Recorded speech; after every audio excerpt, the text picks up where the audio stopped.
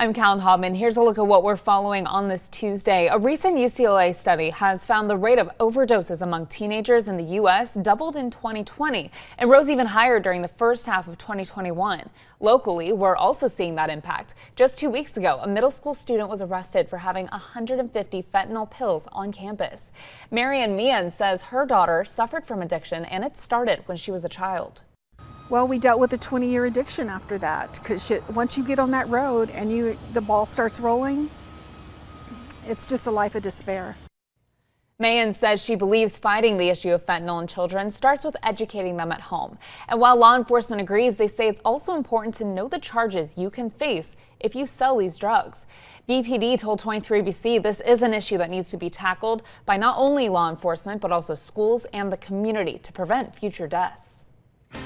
Turning now to COVID-19, medical experts expect the virus to remain a leading cause of death long after the pandemic.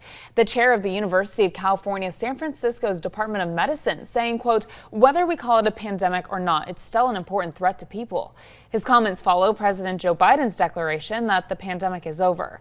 Meanwhile, the CDC reporting COVID has killed between 300 and 500 people every day since April. They've listed COVID as the third leading cause of death in the U.S. in 2020 and 2021, behind just heart disease and cancer.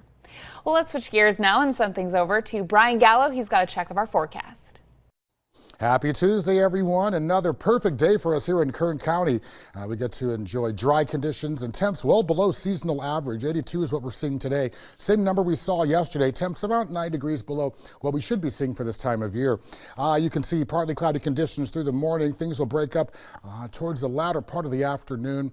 And we have a beautiful, really week ahead of us. And then the fun begins, as you can see, Saturday. Fall begins Thursday, 81 degrees, not too shabby. Again, remember, 91 is the average that we should be seeing for this time of year. So a little taste of summer as we say goodbye to fall moving through this coming weekend. Mountain areas, they're getting it as well. Lake Isabella checking in the mid 90s, but focus on the bottom left. 44-degree lows for Fraser Park. Stay safe. Definitely enjoy those better temperatures. That'll do it for this update. We'll bring you more later today.